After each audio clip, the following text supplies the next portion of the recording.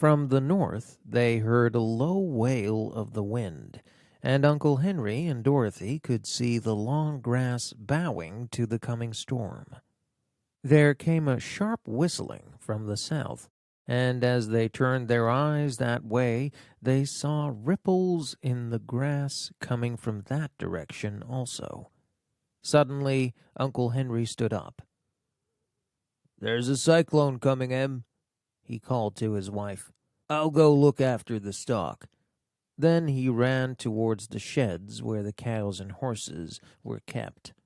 Aunt Em dropped her work and came to the door. One glance at the sky told her of the danger close at hand. "Quick, Dorothy!" she screamed. "Run for the cellar!" Toto jumped out of Dorothy's arms and hid under the bed, and the girl started to get him. Aunt Em, looking frightened now, threw open the trap door and crawled into the small dark hole. Dorothy caught Toto at last and started to follow her aunt. When she was halfway across the room, there came a great shriek from the wind, and the house shook so hard that she lost her footing and sat down suddenly upon the floor. Then a strange thing happened. The house whirled around 2 or 3 times and rose slowly through the air. Dorothy felt as if she was going up in a balloon.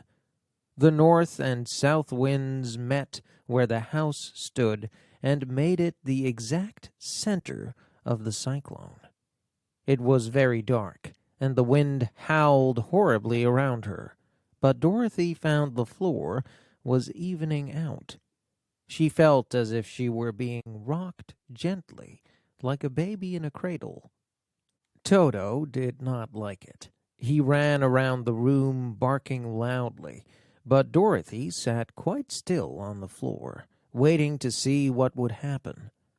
Once, Toto got too near the open trap door and fell in, and at first the little girl thought she had lost him. But soon she saw one of his ears sticking up through the hole, for the strong pressure of the air was keeping him up so that he could not fall. She crept to the hole, caught Toto by the ear, and dragged him into the room again, afterward closing the trap door so that no more accidents could happen. Hours passed, and slowly Dorothy got over her fright. But she felt lonely, and the wind shrieked so loudly that she nearly became deaf.